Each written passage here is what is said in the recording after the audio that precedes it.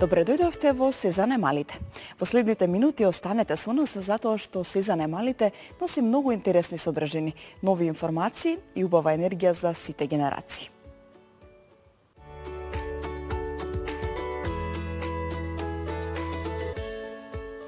Колку сонцето може да биде корисно, а кога станува опасно за детската кожа. Дерматолог ќе објасни како правилно да се заштитиме од UV-зраците во летниот период.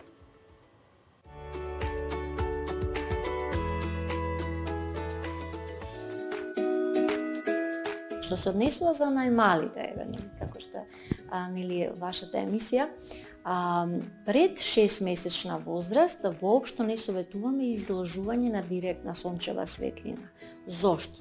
Затоа што кожата на најмалите е 1/5 од кожата на возрастните. Значи, толку е тенка, незините функции се уште не се комплетно развиени, може да дојде дури и до прегревање. Значи, не само да дојде до изгореница на кожата, туку и до прегревање, односно сончаница, кое што е многу опасно за така едно мал организам како што се доенчињата, односно дечињата во првата година од животот. Дури сметам дека и педијатрите препорачуваат дури и до 3 годишна возраст да се внимава детето да не се изложува во оние интензивни периоди на инсолација кои што се помеѓу 11 и 17 часот, бидејќи се уште може да ризикот за прегревање од една страна и изгорениците е се уште многу висок. Заради нездравост на кожата, дури и самите фактори кои што се ставаат, може би да дојдат до зголемена абсорбција или да направат одредени иритации. Веќе над 6-месечна возраст има направено специјални формулации на заштитни фактори кои што се претежно на база на минерални филтри, тоа се цинк и титаниум диоксид, кои што не се абсорбираат, не навлегуваат во кожата, туку ја штитат само како еден вид штит, односно механичка блокада или како огледало ги одбиваат UV-зраците и на тој начин имаме комплетна заштита. Тие фактори треба да се нанесуваат неколку минути, барем 15 на 20 на минути пред изложување на сонце и да се реаплицираат во текот на денот, особено најмалку на 2 часа, особено ако имаме игра во песок, вода, потење и слично, бидејќи тие и механички се отстрануваат, а и со тек на времето се троши нивната активна состојба, онаа која што навистина ги заштитува. И секако со дополнителна облека, бидејќи ниеден фактор не штити 100%, значи мора да има детенцето шапка, да има дури кај почувствителните дечиња, па и за сите во глобала, некогаш е подобро и да има една посебни типови на облека кои што има стандардизирана заштита од UV-зраците, така наречен UPF фактор, и обично се купуваат, се наоѓаат во оние продавници за спортска облека, кај што со тоа ќе го облечеме детенцето и не мора да го мачкаме освен на откриените делови. За дечињата секогаш препорачуваме највисок фактор. Значи, ако влезете во аптека и видите педијатриски фактори наменети за деца, мислам дека повеќето се 50+, бидејќи секогаш користиме, ако сакаме нешто најмногу да го заштитиме, ја користиме и највисоката заштита. Таа овозможува 98% од UV-зраците да не допрат воопшто до кожата, значи е максимална и на тој начин сме посигурни, бидејќи не само заради самиот фактор, туку и начинот на апликација. Максималната заштита за онаа која е декларирана на самиот производ се постигнува доколку нанесете 2 мг на сантиметар квадратен кожа, што обично никој не нанесува во толкава голема мера. И заради тоа може и да се намали тој фактор ако не нанесуваме доволно. Особено ако се во форма на спреј. Се смета дека спреовите треба 5 пати да шприснете на една зона за да го постигне задоволувачкиот заштитен фактор. Од друга страна имаме и испарување на одредени партикли кои што не се добри за дечињата. Така да секогаш препорачувам млеко, бело, густо, и да се гледа каде е нанесено и во која мера, За малите дечиња тоа може да биде една должина, да речеме средниот прст до целата рака, една линија, да се нанесе на одреден дел од телото. Главата, лицето, значи вратчето, после тоа трупот, рацете, носете по една таква линија и така знаеме дека сме нанеле доволно од заштитниот фактор и на тој начин правилно ги користиме и го добиваме бенефитот, односно знаеме дека дечињата се заштитени. Обично родителите се доста агилни околу дечињата, а во основа битно е да не се прегрее детето, да не дојде до дехидратација, значи мора да прима многу течности, веднаш да се тргне од, значи да биде под сенка, односно најдобро во разладена просторија, а може да се стават ладни облоки, може да се користи алоe вера гел како еден природен гел кој што смирува и лади во исто време. И доколку се многу нагласени, ако се јават не дај Боже и пликови, тогаш меѓутоа по совет на доктор може да се користат и кортикостероидни емулзии кои што ќе ја смират онаа црвена болна кожа, значи воспалението ќе го намалат и ќе помогнат побрзо да се обнови кожата. Изгорениците во детството се фактор на ризик за појава на карциноми на кожа, особено на меланом, подоцна во животот, и тоа дури до 50% го зголемуваат тој ризик. И затоа е најважно да ги заштитиме дечињата, значи и најмалите, меѓутоа и од предшколска, школска возраст, бидејќи во тој период тие, значи најголемата инсолација ја примаме додека сме деца, додека поминуваме најмногу време на отворено, често пати без заштита, и затоа е битно оваа популациона група да биде заштитена, да не се дозволи да изгори. Изгореницата не е само појава на пликови, значи тешка изгореница, туку и секое црвенило е всушност изгореница од прв степен. А за таа ситуација се добри овие облеките што имаат стандардизиран УПЕ фактор. Значи, со тоа што ќе го облечете детенцето, тие се со долги ракавчиња, обично со куси, како куси панталончиња завршуваат, така да во тој случај ќе имате многу помалку кожа да намачкате и на тој начин полесно ќе може да ги спроведувате тие заштитни мерки кои што се од огромно значење.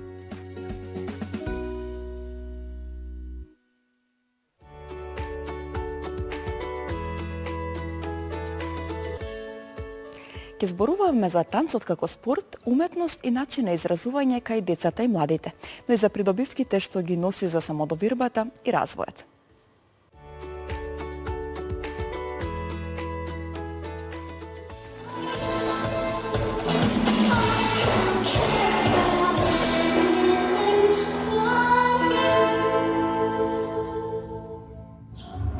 Танцот е многу важен за психофизичкиот развој на децата.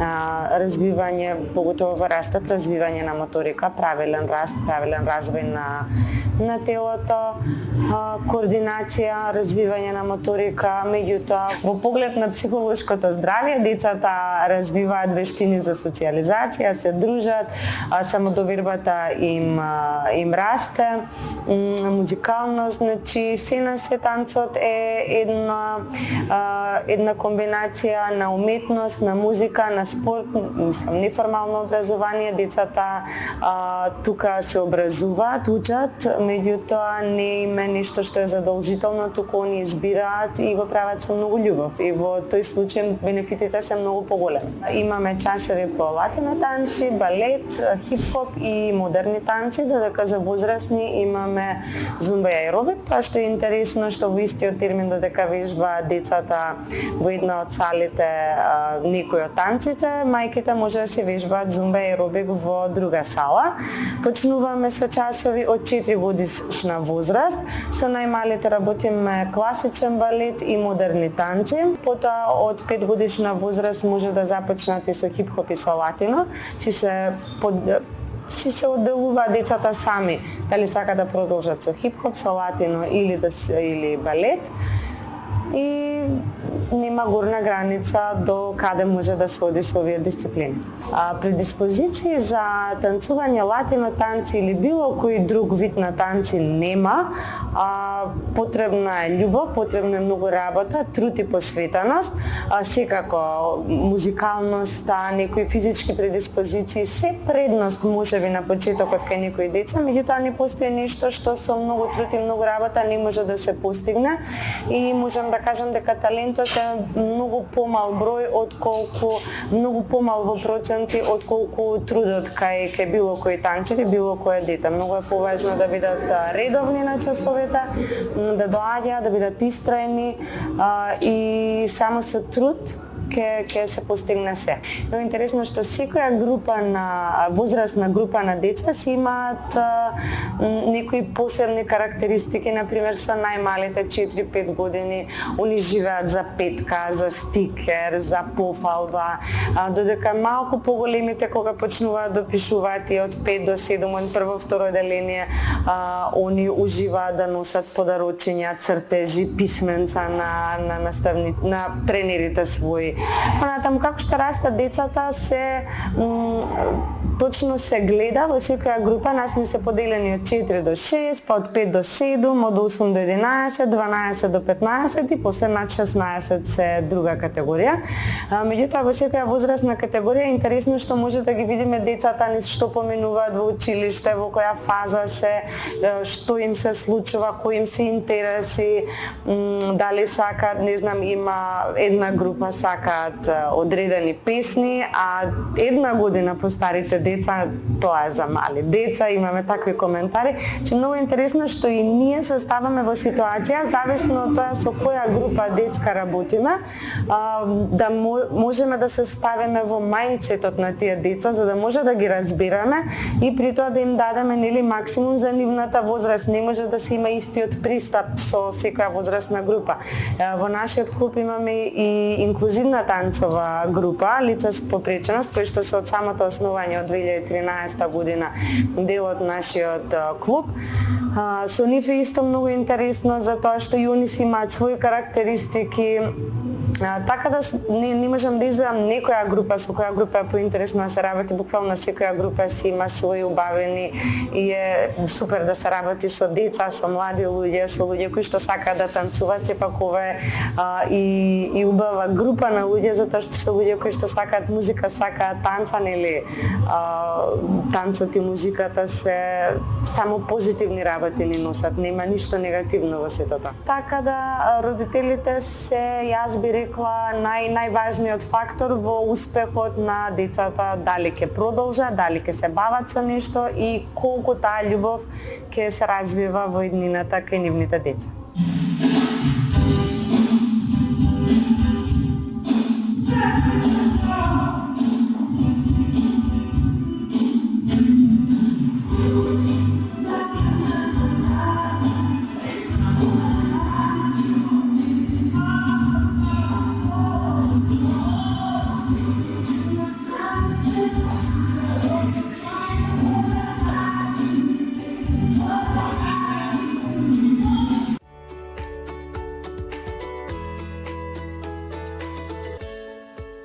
Која храна е најдобра за децата во топлите летни денови? Педијатар ќе даде совети за правилна хидратација, витамини и здрава летна исхрана.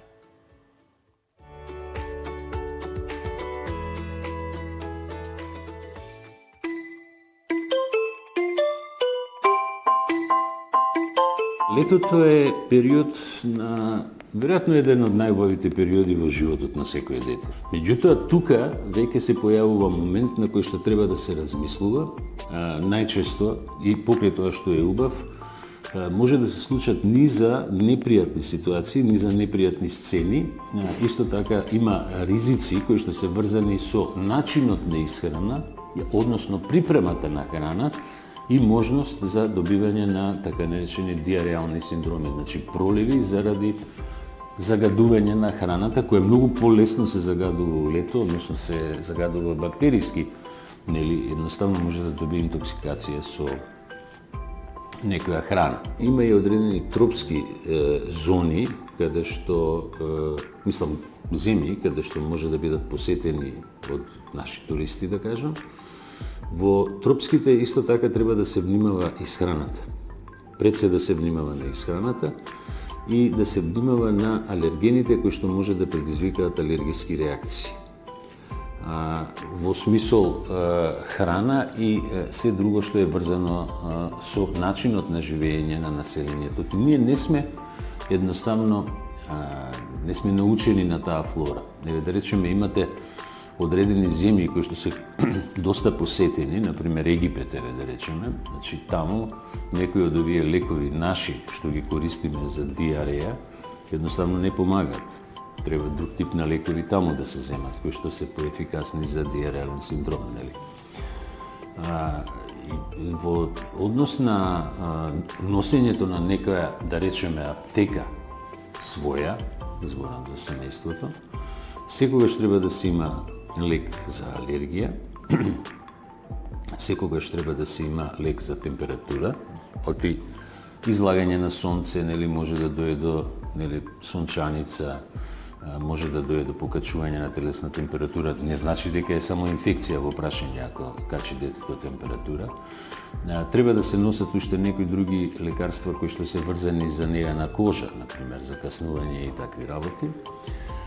Но она што редовно го гледаме кај нас, тоа е да се носат и доста антибиотици.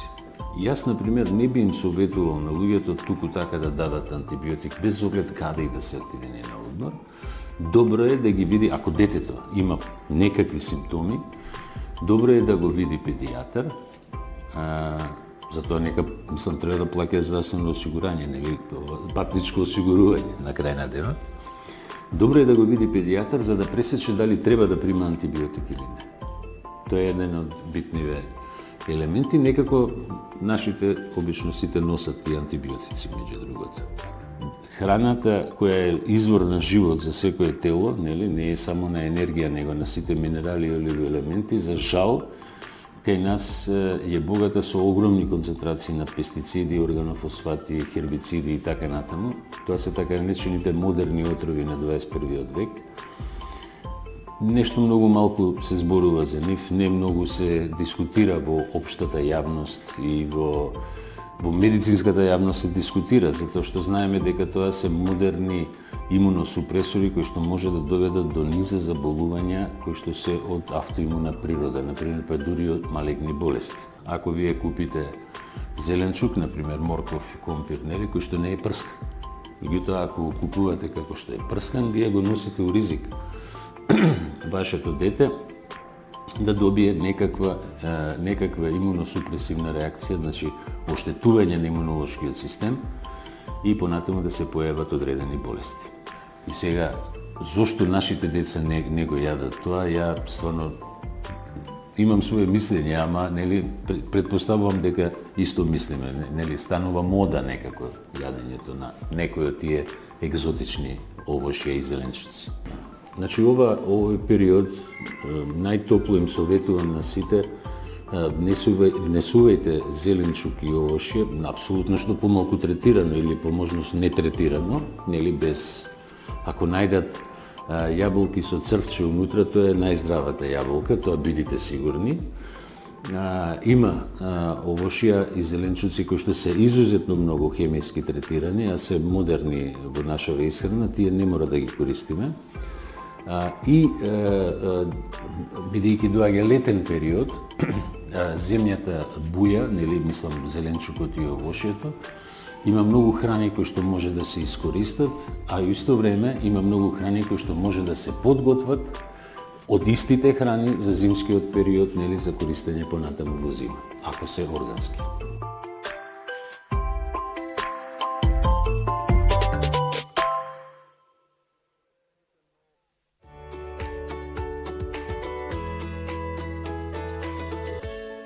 Ќе видиме јавна личност во едно поинакво секојдневие, исполнето со семејни моменти, грижа и родителски предизвици.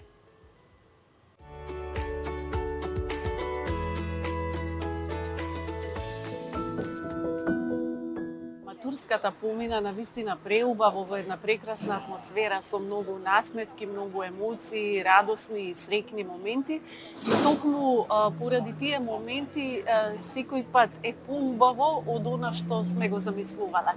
Тука не мислам конкретно само на свеченоста, на прославата, туку на емоциите кои што еден родител ги доживува кога ќе го види своето дете дотерано, среќно, подготвено за новите предизвици што го очекуваат пред се образованието и сите оние скалила кои што треба да ги помине понатаму во животот и да чекори понатаму, така што емоции кои што се создаваат баш поради тоа што се затвора едно поглавје во животот и се отвара ново поглавје кога детството полека преминува во еден нов почеток. И токму затоа бевме навистина задоволни и ние и Луна. Тоа се спомени кои што се паметат цел живот и кои што оставаат траен бег. Денешните матурски прослави се поразлични и поспектакуларни за разлика од порано. Оправдано или не? Треба да биде така или не?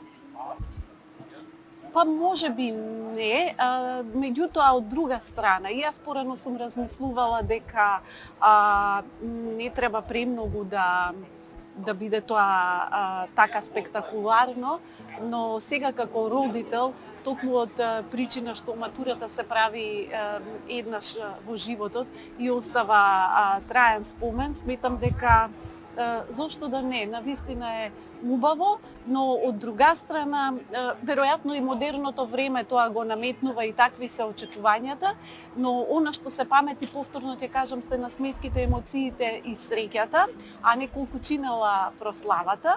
И кога ќе се гледаат фотографиите после 5-10 и повеќе години, навистина е убаво да се коментираат тие моменти, но секако ќе се коментира и фустанот.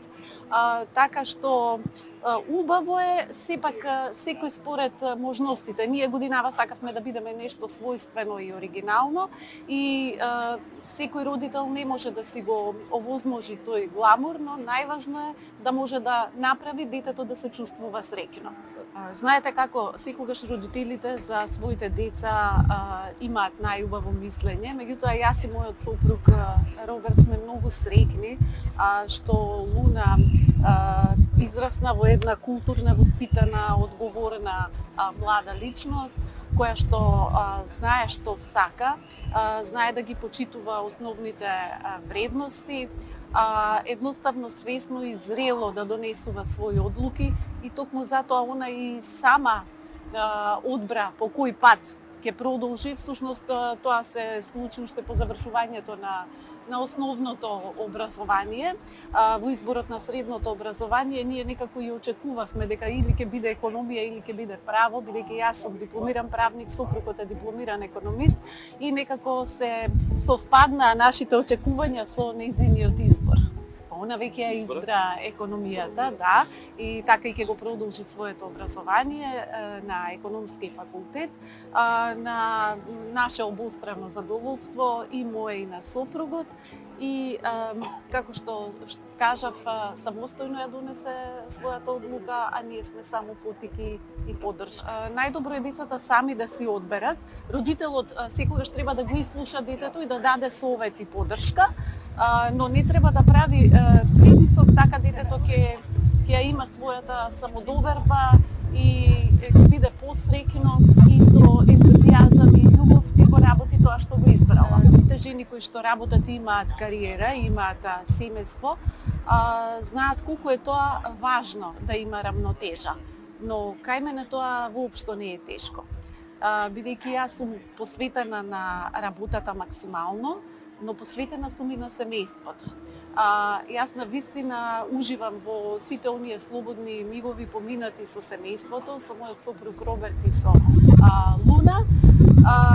Така што убаво е, не сум некоја личност која што многу сака да се експонира по јавни настани и да двои време со некои позачестени дружби со пријатели или со колеги, останувам во кругот на семејството, навистина ни е преубаво, уживаме сите заедно и живееме навистина во многу љубов и во многу хармонија. Па додека растеше, да, јас се трудев и настојував и верувам дека успеав, сигурна сум во тоа, да ја насочам, да ги почитува оние основни морални вредности, да биде храбра, успешно да чекори низ животот, така што сметам дека и јас и мојот сопруг успеавме во тоа. Да, успешно да се соочува со новите предизвици, да чекори храбро во животот, да не се плаши од проблеми кои што ќе се појават во иднина, бидејќи животот не е така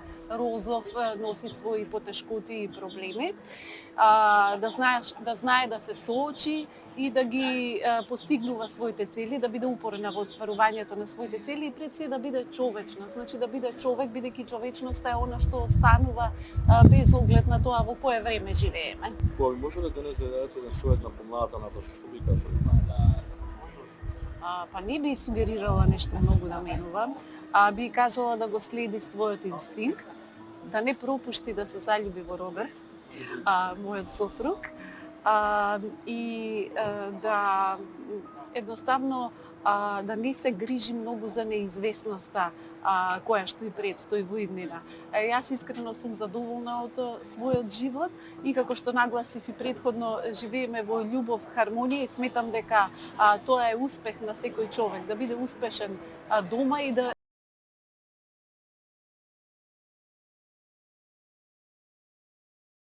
во својата работа. Така што би кажала повторно да го направи истиот избор во однос на професијата.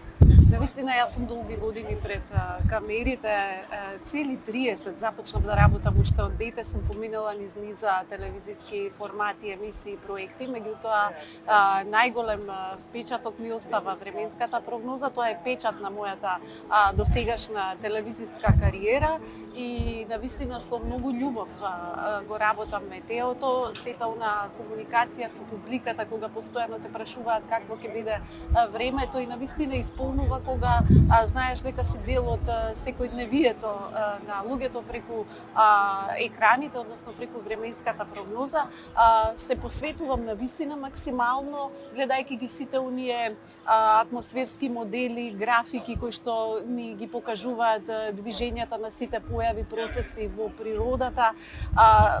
Следам и за Европа и за Македонија бројките и температурите, тоа се нешто што го добивам на крај и да не звучам нескромно, јас не можам да се споредувам со метеоролозите од УХМР, бидејќи споменав дека по професија сум дипломиран правник, но поминав навистина квалитетна опука со метеоролозите и секогаш настојувам целосниот ефект да е комплетен. Тука не зборувам само за начинот на пренесување на информацијата, туку па и за мојот физикус, едноставно екранот ја бара таа комплетна визуализација за гледачите да бидат задоволни од она што ќе им го понудиме.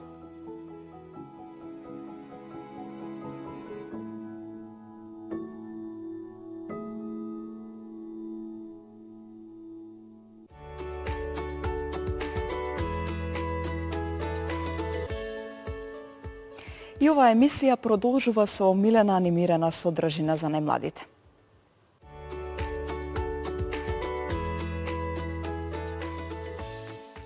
Анимираниот филм Болт раскажува приказна за бело куче по име Болт, односно во превод Молња, кој живее како главна звезда во телевизиска серија.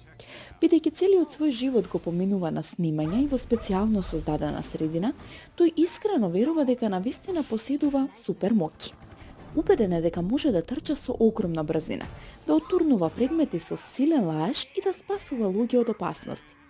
Неговата најголема грижа е неговата собственичка Пени, девојче која во серијата постојано се наоѓа во неволја и кој Болт сака да го заштити по секоја цена.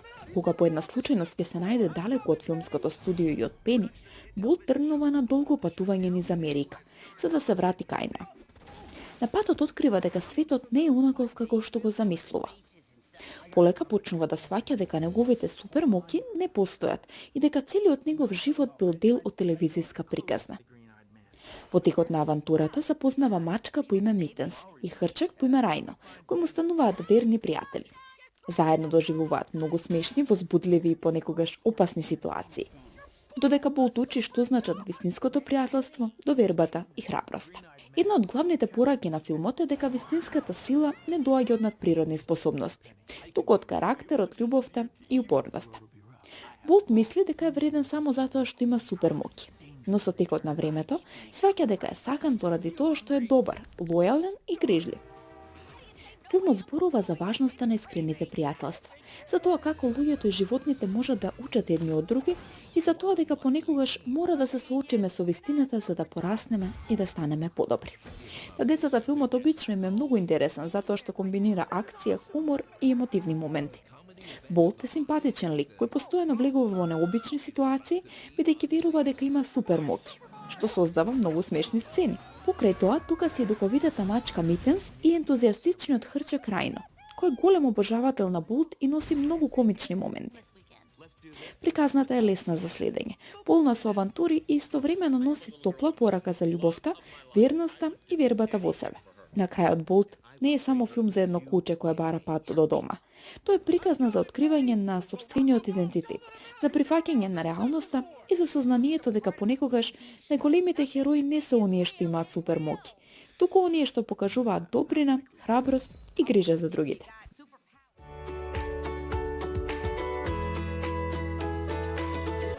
Се надеваме дека ви го задржавме вниманието. До следно видување.